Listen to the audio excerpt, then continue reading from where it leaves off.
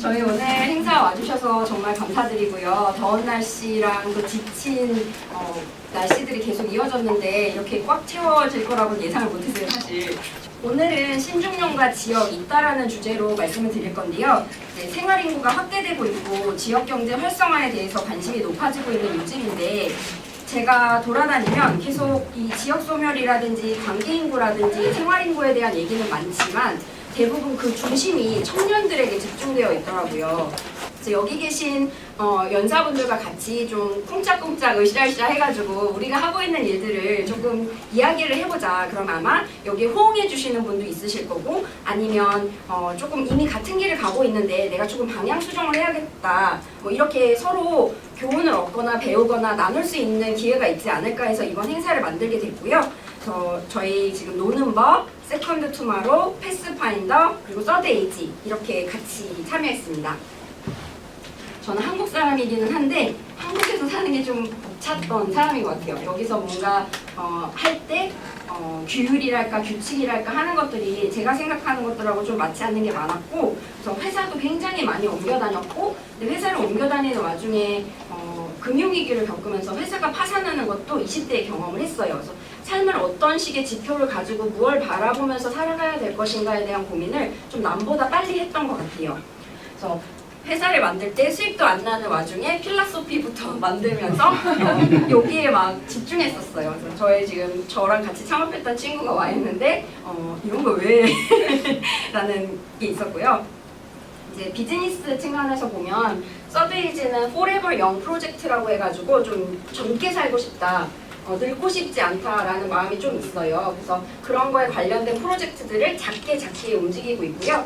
큰 축으로는 3가지가 있는데 하나는 큐레이션 구독 박스, 그래서 건강한 먹거리들을 생산하고 그것들을 포장해서 판매하는데 그 중에 하나가 저 뒤에 있는 건강 캔디예요. 그래서 제가 엄마를 위해 만든 건데 나중에 목이 아프시거나 피곤하실 때 드시면 좋고요.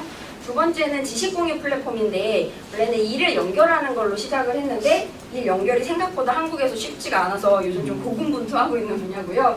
그리고 시니어 지역 탐방 이거는 제가 요즘은 이름을 딴중일기라고 지었어요. 이따가 보여드릴 건데 그래서 지역살이에 대해서 좀 인사이트 투어 같은 거를 운영하는 걸 하고 있어요. 또 행정안전부에서 지역 활력 사업을 위해서 여러 가지 참여기관들과 같이 프로젝트를 전개하는데 올해 신중년하고 중장년 파트가 처음으로 새로 생겼어요. 그래서 여기 계신 그 네 팀 중에 3팀이 지금 다 여기 관계되어 있어요. 그래서 그렇게 처음에 만났고 그래서 제가 서드에이지를 운영하는 거는 이렇게 건강한 인생 3막을 위해서 일거리, 할거리, 먹거리 관련된 활동을 계속하고 지속적으로 괜찮은 일이 있으면 발굴하고 확장하고 진짜 괜찮다 하면 이제 집중하는 일을 하고 있습니다.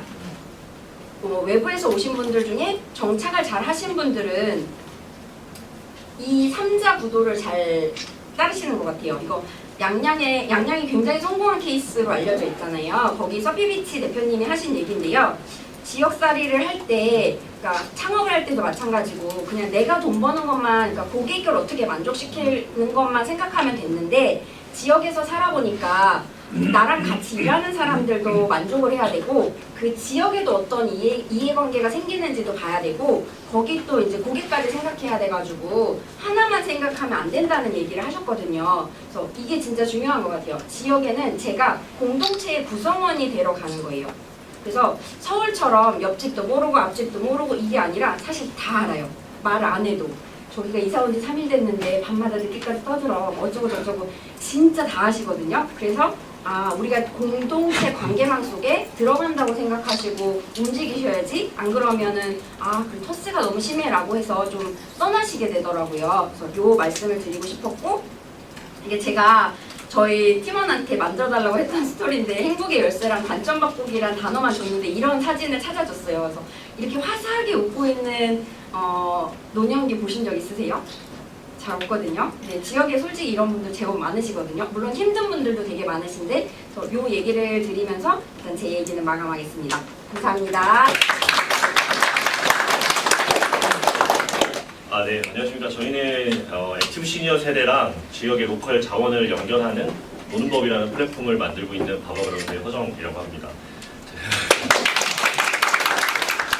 네, 저희가 액티브 시니어 여성을 위한 웰니스 큐레이션 플랫폼이라고 하는데요. 이제 하나씩 뜯어보면 저희가 액티브 시니어 여성으로 이제 타겟을 맞춘 거는 저희는 이제 여성분들이 가면 가족이 다 따라간다고 생각을 하고 있습니다. 그래서 실제로 여성분의 마음에 드는 상품을 만들어야 실제로 그 가족의 소비를 다 만들어낼 수 있을 것이라고 생각해서 저희는 기획은 무조건 여성 위주로 하고 있고요. 그래서 웰니스라는 점은 저희가 이제 관광이란 말은 잘 쓰지는 않습니다. 왜냐하면은 조금 더 건강하고 지역의 로컬의 스토리를 좀 건강과 연결을 시켜서 저희가 서비스를 제공하려고 좀 노력을 하고 있고요.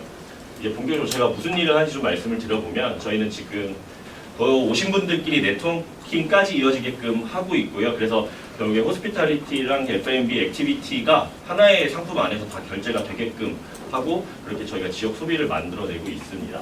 중요한 건 저희가 자원을, 그러니까 지역에 있는 분들이 실제 더 자원을 들이지 않고 그 현상 공간 그대로 활용해서 수익을 새로이 만들어내고 있다는 게 저희의 좀 강점이라고 볼 수가 있고요.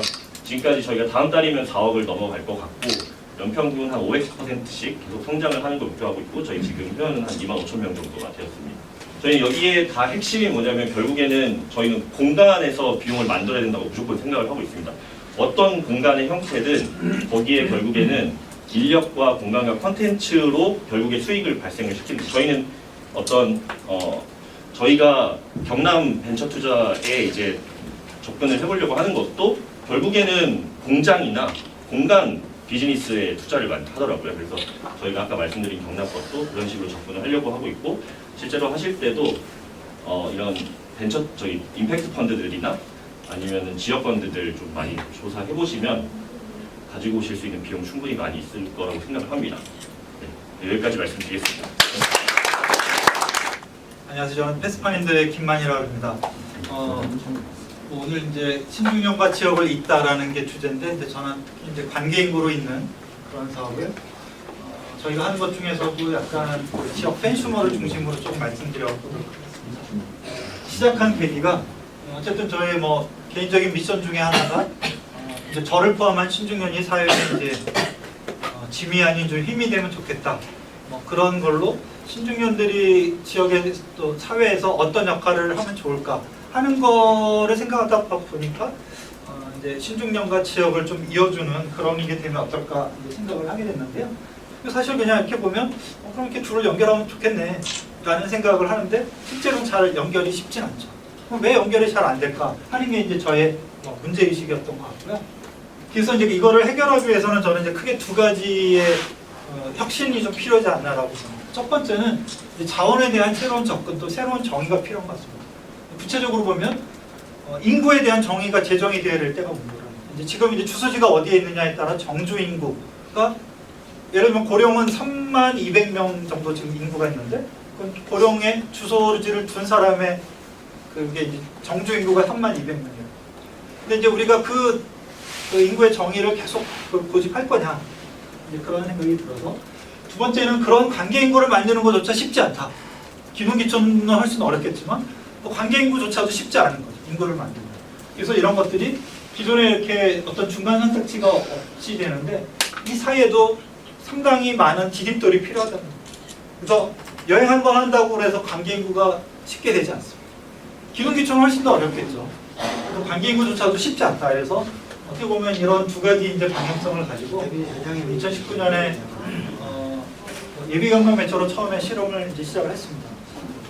우리가 사회적 경제에서 프로보노나 이런 거 하면 매칭이 잘 안 되죠. 미스매치가 많이 발생하죠. 관계 인구도 약간 비슷한 것 같습니다. 그래서 이 연결자라고 얘기하는 꼭 패스파인더가 아니더라도 또 지역에서 환대해 주는 분도 있고 이런 분들이 양질의 참여자들이 모여야 되는데 양질의 참여자를 많이 확보하는 게 생각보다 쉽지 않죠. 그래서 그런 연결자들을 위한 인센티브가 더 되면 좋은데 지금 공공사업들이 그렇게 하고 있지 못해서 좀 아쉽죠. 예. 대한민국 전체 인구의 25%가 50+입니다. 사실 이들의 주식장 평균 퇴직 연령이 49.3세로 굉장히 젊어요. 그런데 이렇게 메인 커리어와 자녀 양육이라는 삶에서 은퇴한 50+들이 그동안 축적한 경험 자산, 즉 풍부한 경험이나 지식, 기술이나 네트워크 등을 제대로 활용하지 못하는 현실에 지금 놓이게 되어 있더라고요. 뭐 시장, 뭐 앞에 다른 대표님이 많이 얘기해 주셨지만 실제로 우리나라는 2025년에 전체 인구의 20% 정도가 65세 이상인 초고령 사회에 도달할 것으로 이미 전망되고 있습니다. 저희 팀의 핵심 자원은 50플러스 중에서도 배움을 통해서 내가 가진 걸 좀 강화하고 또 부족한 것은 보완해서 좀 적극적인 자세로 내가 좀 살아보자 하는 약간 모두가 말하는 액티브 시니어죠. 저희 팀 역시 여러 가지 일들을 하고 있는데요. 일단 50플러스 분들의 경험 자산을 발굴하고 강화하기 위한 교육 컨설팅을 다양하게 하고 있습니다. 이렇게 발굴된 경험 자산들을 저희는 활용해서 컨텐츠를 만들고 있고요. 그런 컨텐츠를 가지고 저희가 뭐 상품화도 하고 필요한 수요처 연구를 하고 있습니다.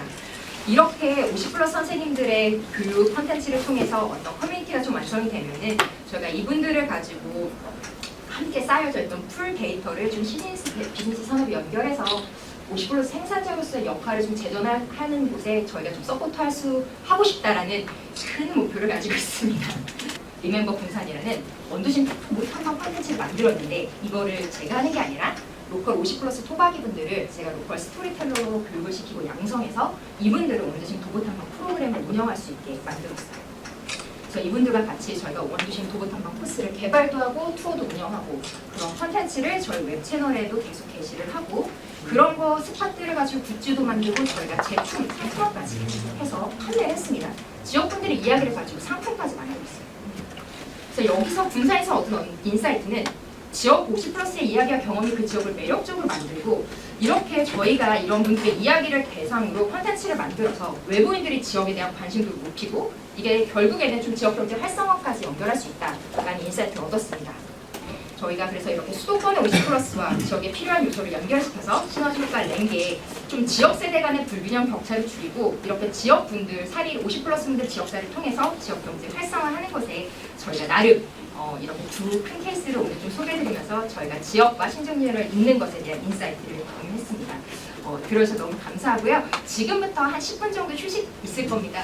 제가 왜 이걸 여쭤봤냐면 횡성에서 지금 신중년을 이주하게 할 수 있는가에 대한 자문을 하고 있어요. 근데 대부분의 신중년들이 지역에 가는 거를 무서워하세요. 제주도에서 진짜 한번 살고 싶었는데 하는 꿈이 있지 않는 이상은 근데 그런 분이 생각보다 별로 없으세요. 그래서 어렵다. 그래서 저처럼 친지가 있는 거라거나 아니면 내가 고등학교 때 정말 친했던 친구가 그 지역에서 잘 자리 잡고 있다거나 아니면은 말씀드린 것처럼 관광을 했는데 너무 좋더라. 이 경험이 있어야지 조금 마음이 지역살이로 넘어가더라 하는 걸 봤고요. 그게 아니라면 인프라가 정말 좋아야 되더라. 교통, 그 내부의 교통이죠. 서울하고 얼만큼 떨어져 있느냐가 첫 번째로 중요하고 그 안에서 교통이 좋은가라는 거. 그다음에 세 번째는 이제 병원이 어떻게 돼 있는가. 네 번째는 내가 진짜 좀 먹고 살거나 일할 거거나 이런 게 좀 되나 하는 것들을 진짜로 고려하셔야지 되더라고요. 근데 여기 계신 분들이 얘기하신 사업체의 측면에서는 다들 어떤 기관 사업이 나랑 맞을까? 내가 꿈꾸는 아이템하고 농림부가 맞나? 관광벤처부가 맞나? 행안부가 맞나? 이걸 보신 다음에 요거는 내가 지원해도 사업계획서를 좀 자유롭게 쓸 수 있을 것 같아 하시면 그쪽에 이제 가시게 되는 것 같아요. 그렇게 해서 넘어가시면 말씀드린 것처럼 약간 청년 세대랑 신중년 세대랑 차이점을 제가 발견한 거는 청년들은 이 지원금이 끝나면 다른 데로 빠르게 이동하는 게 되는 것 같아요. 힘으로 같이. 근데 신중년 세대는 그렇게 하지는 않고 좀 남아 계시는 분들이 많은 것 같아요. 그래서 이 좀 차이가 있다라는 얘기를 드리고 싶었어요. 이런 행사들이 조금 더 많아져가지고 어떤 일들을 하시는지 알아서 좀 상생할 수 있으면 좋겠다. 왜냐면 제가 보여드린 시골 언니 같은 경우도 보면 굉장히 많이 교류가 있고 카톡방이 되게 활발해요. 근데 솔직히 신중년 커뮤니티 저도 몇 개를 운영하고 있지만 제가 헌신한다는 기분이 되게 많이 들어요. 저만 계속 정보를 공유해요. 그러지 말자. 신중한 거는 좋은 거지만 좀 더 활발하게 네트워크 오픈해 주시면 좋겠다는 걸로 마무리하겠습니다. 참여해 주셔서 감사합니다.